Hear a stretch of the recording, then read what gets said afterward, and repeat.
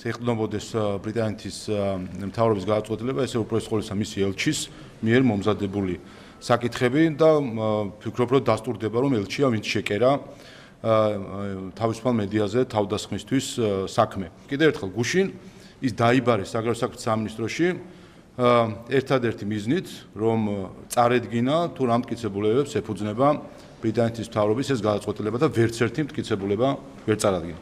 ეს კიდევ ერთხელ ადასტურებს, რომ ეს არის არაპროვოცირებული და გაუმართლებელი თავდასხმა თავისუფალ მედიაზე, რომელსაც არ აქვს არანაირი საფუძველი. ეს არის BBC-ის პროპაგანდის გაგრძელება, რომელიც ასევე აიტყობა როგორც ჩანს ისე ბრიტანეთის ოფიციალური წრეებიდან იყო ნაკანახები. ამის გაგრძელება მივეჩვიეთ ჩვენ ამას არასამართლიან დამოკიდებულებას, მაგრამ ძალიან ცუდია. რას ვიზავთ? ჩვენ არ დაგვიწყია ეს. საერთოდ უნდა იცოდე, რომ როცა შენ ქვეყანას ემსახურები, ამისთვის პრობლემები შეიძლება შეხვდეს და ამისთვის მზად უნდა იყო. ხო და ამ ხალხმა თავს უშველა რუხაძემ და თურმე ვიქტორ ჯაფარიძესაც სხვისთვის გადაუფორმებია წილი რამდენიმე დღით ადრე და იცოდნენ სანქციების შესახებ და რაღაცნაირად გაიქცნენ ამ ალბათ არა, არ მგონია რომ ბრიტანეთის ხელისუფლება თქვენს მიერ ჩამოთვლილ პირებს თავის მოქმედებებს უთანხმებდეს. გააკეთეს ის, რაც გააკეთეს. ქართული უცნების მედია წოდებულები ოკუპირებულ საქართველოში დაასანქცირეს ოკუპანტის ინტერესების გატარების გამო, ანუ ისინი იყვნენ და არიან ოკუპანტის ხმა ამ ქვეყანაში. ჩვენ ვხედავთ, რომ ფაქტია ეს სანქციები გამოცხადების მომენტიდან და წამიდან მუშაობს, ამას ადასტურებს იგივე სამარცხვინო მოქმედება რუსულ დანაშაულებრივ სერვერზე გადასვლა. ამ კომპანიის გამოცვლა სავარაუდოდ დაჭირდათ იმის გამო, რომ სანქციების გამო კომპანია, რომელიც ემსახურებოდა აქამდე აღარ ემსახურებოდა და ეს კომპანია, რომელსაც გადავიდნენ, DDoS-ი საკმაოდ საეჭვო რეპუტაციის არის.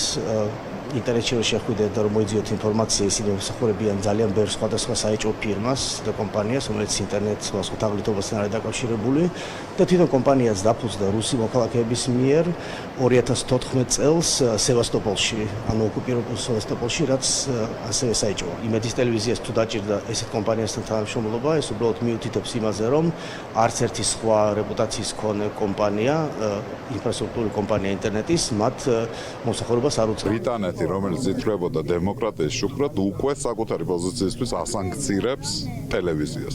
ისევე როგორც იჭერენ ვიღაცებს Facebook პოსტებისთვის და ეს უბრალოდ გასულია ყოველგვარ ზღვარს.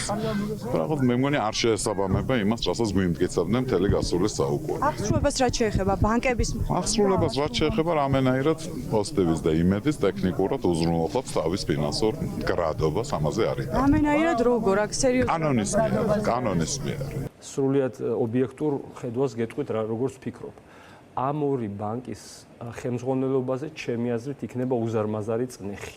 ეს განცხადება ერთი მხარეა და ცალკე წნეხი ჩემი აზრით მეორე მხარე. სრულიად ძალიან უჭირს ახლა დე-ფაქტო ხელისუფლებას ძალიან ძლიერი დარტყმა ეს მათთვის და მე ვფიქრობ, რომ არნახული წნეხი იქნება ბევრად მეტი, ვიდრე ვთქვათ ოთარ რომანოვ ფარცხალაძის და ასეთი სიტუაციების დროს.